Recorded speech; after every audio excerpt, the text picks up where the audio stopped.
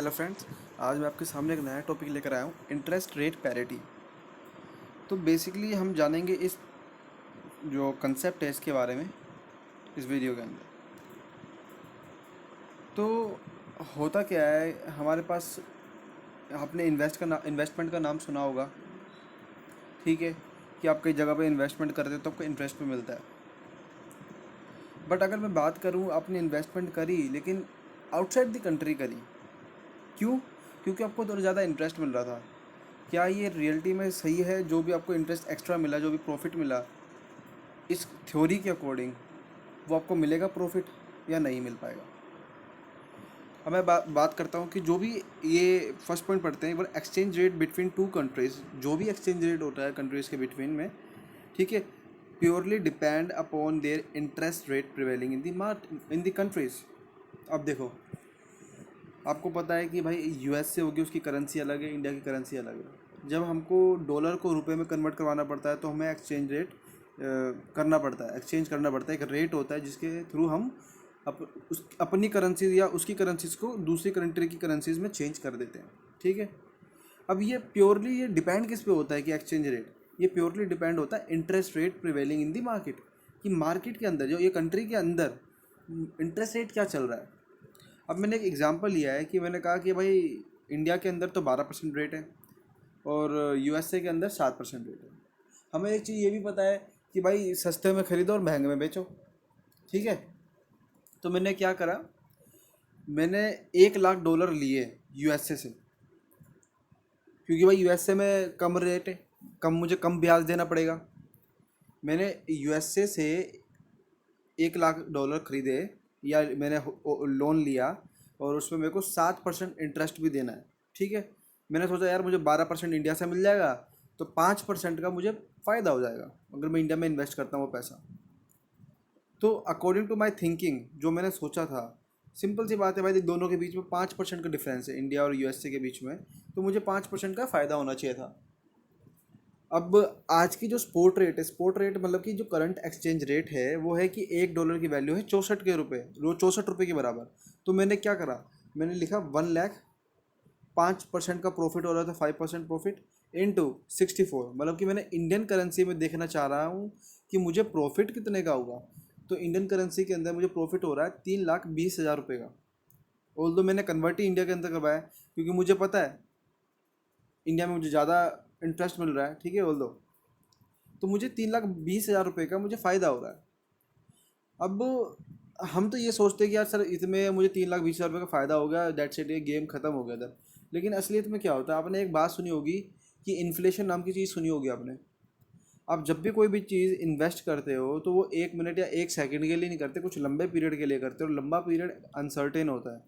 कल को क्या पता कि वो फ्लक्चुएशन आने के कारण जो एट द एंड अमाउंट है, आपको किसी जिससे आपने उधार लिया उसको ज़्यादा देने पड़ जाए, ठीक है। क्या पता यूएसए में इंटरेस्ट रेट बढ़ जाए या कम हो जाए, ठीक है। तो बहुत सारी चीज़ें हैं, इंडिया के अंदर भी चेंज हो सकती है। अब ये फॉर्मूला है हमारा, लेट्स डिटरमाइन फॉरवर्ड रेट, ठीक है। ये एक फॉर्मूला है, S1+IL/1+IF, ठीक है। एस का मतलब हो गया आपकी करंट एक्सचेंज रेट 64 होगी, 1+, अब ये आता है ऊपर इंडिया की, जो भी जिस कंट्री के अंदर आप कन्वर्ट कर रहे हो उसकी एक्सचेंज रेट ऊपर आएगी, और जिस कंट्री में आपने लोन लिया है उसकी कंट्री की करेंसी की एक्सचेंज रेट नीचे आएगी। अब इसमें क्या है, मुझे इंडिया के अंदर 12% का फ़ायदा हो रहा है, सॉरी, मुझे इंडिया के अंदर 12% इंटरेस्ट मिल रहा है, तो मैंने 12% का मतलब क्या हुआ, दो 12/100, 2 जीरो नीचे आए तो 2 जीरो हटाकर मैंने पॉइंट ऊपर लगा दिया।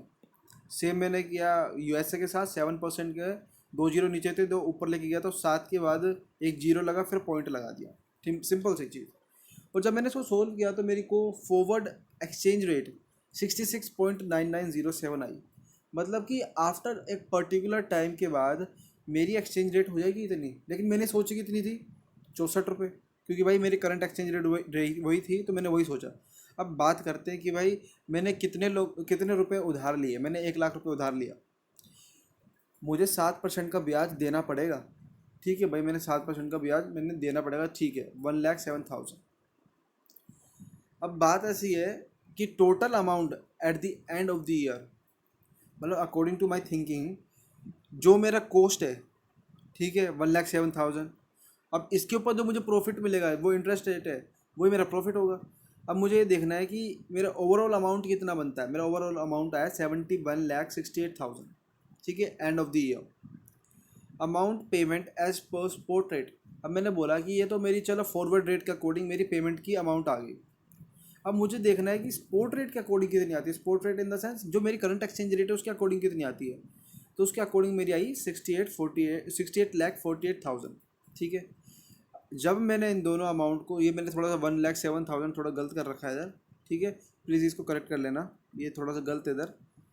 आपको क्या करना है इसके अंदर, जो आपकी ये फॉरवर्ड एक्सचेंज रेट की 71,68,000 आया, इसको माइनस करना है 68,48,000 में, तो आपका आंसर आएगा 3,20,000। तो कहने का मतलब ये है, ये जो फॉरवर्ड एक्सचेंज रेट हुआ है ना, ये जो कारनामे हुए हैं, इसके कारण जो आपका प्रॉफिट हुआ था ना वो नेग्लिजिबल है। मतलब कि आगे चल के एक्सचेंज रेट बढ़ गई, इंडिया की परचेजिंग पावर पैरिटी कम होगी, इंडिया की मतलब एक्सचेंज रेट कम होगी, इंडिया की वैल्यू थी जो कंट्री की करेंसी की वो डेप्रिशिएट होगी, क्योंकि लोग ज़्यादा से ज़्यादा पैसे डालने लग रहे थे अपने भाई उसके अंदर, ठीक है। अब किसी चीज़ की जब डिमांड ज़्यादा होती है ना, तो आपको भी पता है, और सप्लाई भी होती है उस लेवल की, तो उसकी वैल्यू कम होती है। अब मैं कह रहा हूँ गोल्ड अगर ज़्यादा अमाउंट में मिलता तो क्या उसकी गोल्ड की वैल्यू इतनी होती? नहीं होती। गोल्ड की सप्लाई कम है, डिमांड ज़्यादा है लेकिन सप्लाई कम है। लेकिन इस केस में हमने दिखा दिया कि भाई इंडिया के अंदर सप्लाई ज़्यादा हो रहा है, कि भाई पैसे आप इन्वेस्ट करो। इसके कारण क्या हुआ, उसकी एक्सचेंज रेट बढ़ गई, जिससे पता लग रहा है कि इंडिया की करेंसी डेप्रिशिएट होगी। अब इसमें लास्ट में यही बोला है कि आपने जो 3,20,000 का प्रॉफिट जो एक लेमैन ने सोचा था, वो एट द एंड इस फॉरवर्ड एक्सचेंज रेट के कारण नेग्लिजिबल हो गया इसका इम्पैक्ट। क्यों? क्योंकि जो एक्सचेंज रेट में वृद्धि आई है ना, और जो आपको अर्लियर आपने सोचा था कि भाई मुझे 5% के प्रॉफिट में इतना मिलेगा, वो आपका नुकसान हो गया एक तरीके से, ये आपका प्रॉफिट हो गया एक तरीके से। तो ये दोनों नेग्लिजिबल है, कोई किसी का कोई इम्पैक्ट नहीं है, ज़ीरो है आपका, नील, ठीक है। यही इसकी एक खासियत है इस थ्योरी की, ये बताती है। अब उन्हें पूरा पढ़ा है भी हमने, जैसे कि मेरे का लास्ट में क्या था, as per the interest rate parity theory the resulting exchange loss is completely set off the gain made at the starting through the interest rate differential. जो भी स्टार्टिंग में इंटरेस्ट रेट में डिफरेंशियल था, जैसे 12 था उसमें 7 था, 5% डिफरेंस था, जितना भी हमें बेनिफिट हुआ है ये इंटरेस्ट रेट पैरिटी के थ्रू, इसके अकॉर्डिंग आपको एट द एंड आपको लॉस हुआ है 3,20,000 का फॉरवर्ड एक्सचेंज रेट के कारण, जो आपने देखा भी इधर, ये आपका नुकसान हुआ है, स्टार्टिंग में आपको प्रॉफिट हुआ है। इन दोनों को जब आप माइनस करोगे तो आपका आंसर नेग्लिजिबल है, क्योंकि एक प्लस का एक माइनस का, सिंपल सा है इसके अंदर, ठीक है। तो ये छोटी सी थ्योरी थी, बहुत इंपॉर्टेंट है। आप इसको एक बार याद कर ले, याद क्या करना, आपको फर्स्ट वीडियो पूरी देखनी है, सेकंड आपको इनको कॉपी में नोट डाउन करना है, जो मैंने एग्जांपल लिया है ना आपको उसके थ्रू चलना है, कोई मुश्किल नहीं है, ठीक है।